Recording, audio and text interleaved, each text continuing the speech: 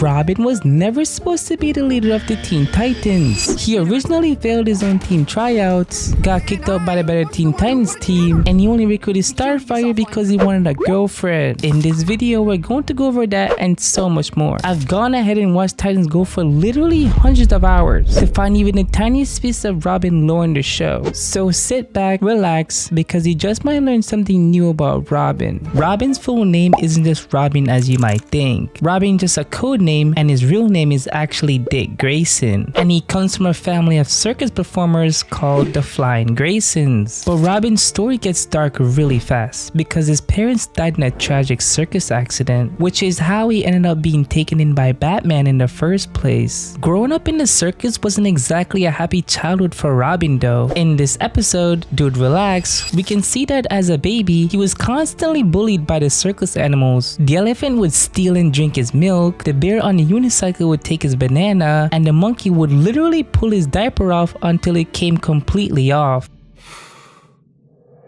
The circus where I grew up. This is the last place I remember being able to really relax.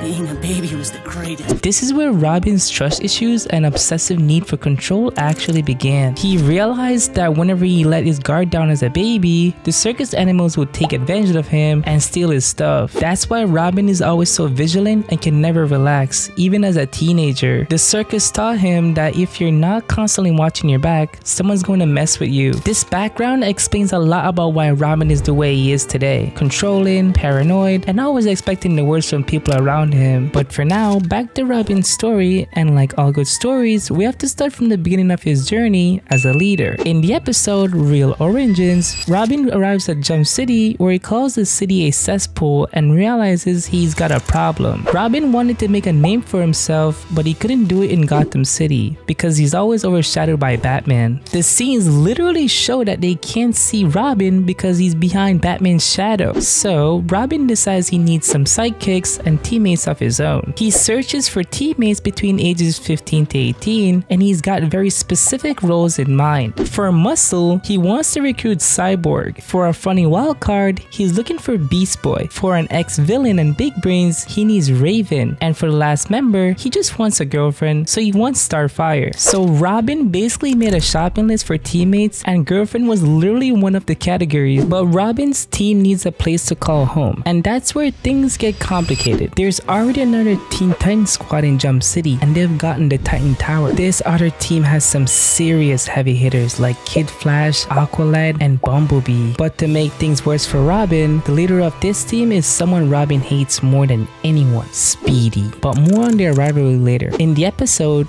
Flashback, Robin realizes that if he wants Titan Tower for his team, he's going to have to earn it. So he decides to hold tryouts to see which Teen Titans team deserve to keep the tower. The tryouts have 4 stages: skill, speed, combat, and teamwork. Robin's got his crew of Raven, Starfire, Beast Boy, and Cyborg who doesn't have their powers yet. These 4 brought out the absolute worst in Robin. He keeps losing his temper and snapping at them constantly. During the combat stage, Cyborg gets absolutely destroyed by the combat dummy and ends up with every bone in his body broken. But instead of giving up, Robin takes him to the hospital and he comes back as the robotic cyborg we know today. Now with his new powers, Cyborg destroys the combat dummy and Robin's team starts winning.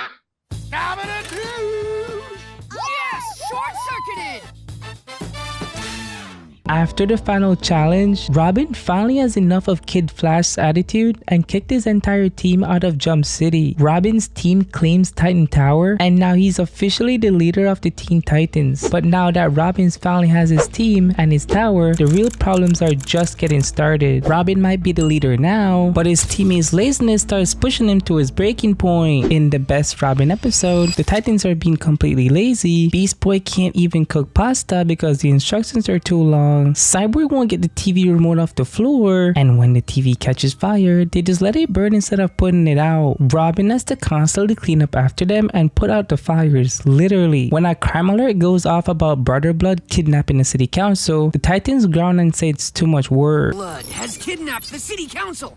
Titans, go! Do we have to? Yeah, I really don't feel like teleporting instantly across the entire city. This is when Robin finally snaps and calls on his backup team. 3 other Robins who are way better than his current team. The other Robins complete the mission perfectly, while Robin's lazy team just watches. But then Robin gets jealous when he realizes the other Robins are actually better than him at everything. They get pizza faster, fix the TV, make outfits for Cyborg, and even give massages to Raven and Starfire. Robin can't handle being outshined by his own backup team, so he kicks them out in a rage. This leaves his original team completely helpless. But just when everything seems helpless, Super Robin, a little Robin bird with superpowers, shows up and saves everyone.